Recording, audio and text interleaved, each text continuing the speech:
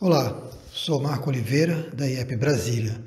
Nesse vídeo estarei apresentando uma análise térmica de uma placa eletrônica de um carregador de bateria, na qual nós iremos verificar tensões em alguns componentes e também a condição térmica de cada componente.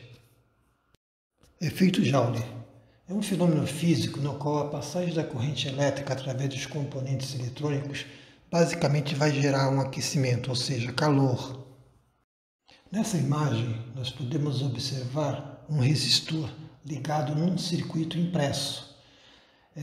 A temperatura interna está em torno de 51 graus centígrados.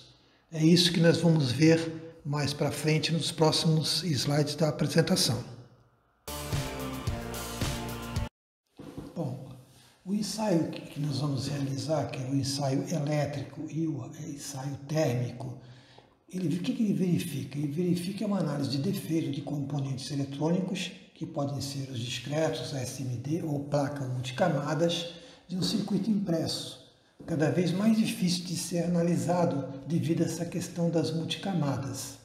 É importante evitarmos a retirada e recolocação dos componentes para testá-lo fora da placa. Por quê? A gente pode acabar danificando a trilha ou até o próprio componente devido ao aquecimento do ferro de solda.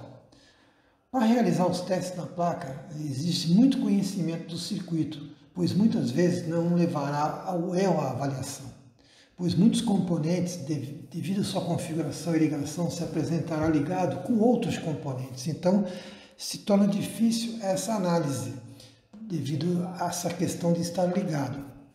A análise térmica por termografia pode ser um grande aliado na nossa verificação e podemos detectar e destacar alguns pontos importantes. Primeiro, os componentes com temperatura acima do TMA, que é a temperatura máxima admitida para aquele componente. Resistores e capacitores com valores alterados, rachaduras ocultas nas trilhas, que a gente não conseguiria ver visualmente esse tipo de problema. Conexões térmicas incorretas dos dissipadores de calor, que ligam geralmente os componentes de potência, como GBT, transistores de potência. Um curto-circuito de uma solda mal feita também, que é muito difícil às vezes verificar. E defeito também nas soldas, como que a gente chama de solda de junta fria, né? Ou seja, aquela solda que não foi muito bem feita, né? Bom, nesse exemplo, vocês podem ver já um aquecimento nesse ponto. Ele foi feito através de um microscópio, né? E esse ponto vermelho, justamente, ele está com aquecimento devido a algum mau contato ali na trilha, né? E isso pode gerar um curto-circuito.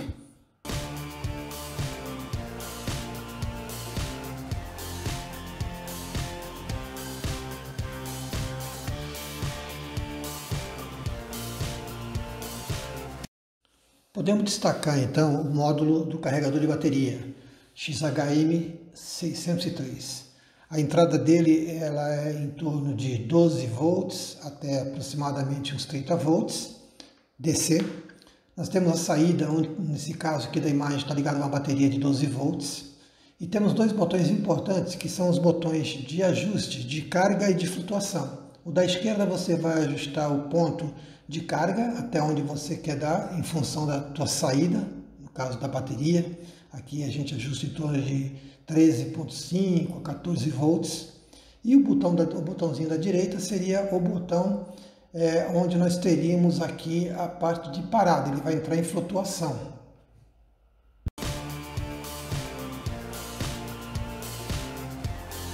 Bom, na placa a gente pode observar alguns componentes que são os mais importantes aqui para a gente, né? Nós temos inicialmente aqui o regulador de tensão, que ele regula a tensão para 12 volts em função da entrada, que pode ser, como eu comentei, de 20, 30 volts, então ele vai regular em 12 volts. Nós temos a memória aqui, uma EEPROM. Essa memória aqui que ela vai fazer, basicamente ela vai guardar os valores que foram pré-ajustados de carga e de flutuação, tá? Que está nessa seta vermelha aqui embaixo, que é as teclas de ajuste de carga e flutuação. Temos aqui o micro relé, tá? Esse micro relé aqui é o que vai comutar justamente para poder carregar aqui a bateria. Bom, o primeiro ponto que a gente comentou que ia verificar seria as tensões. É muito importante a gente, quando pega uma placa, quando a gente tem muitas placas similares, iguais, a gente ter esse levantamento de uma placa nova, né? Então aqui no caso, eu estou entrando com 20 volts, tá? Isso aqui são valores reais que eu fiz a medição. Aqui a pinagem do regulador de voltagem, então, como eu falei, ele está em torno de 12 volts.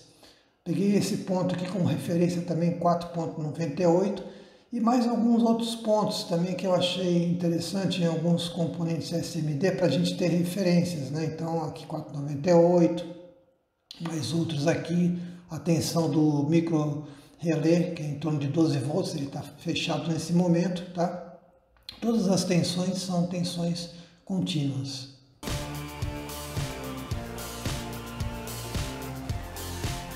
E a outra análise, então, seria a análise térmica dos componentes. Então, através de uma câmera termográfica, eu identifiquei alguns componentes que eu achei importantes, né? Então, coloquei aqui justamente os valores, né, e os pontos serão verificados. Então, no regulador, um transistorzinho de potência, aqui de um capacitor, aqui um outro capacitor, né? Então, aqui a bobina do micro relé, né? Uns pontos também de alguns circuitos SMD para a gente ter uma noção das temperaturas. A temperatura máxima obtida foi em torno de 50 graus, né, que seria aqui no micro relé.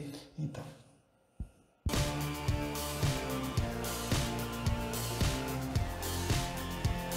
Bom, e por fim eu apresento aqui para vocês as temperaturas que eu chamei de MTA, que é a máxima temperatura admitida de alguns componentes. Então, por exemplo, o capacitor eletrolítico, um fabricante recomenda o seguinte, que a máxima temperatura admissível de trabalho é 105 graus. Então, entrando até 105 graus não vai ter nenhum problema.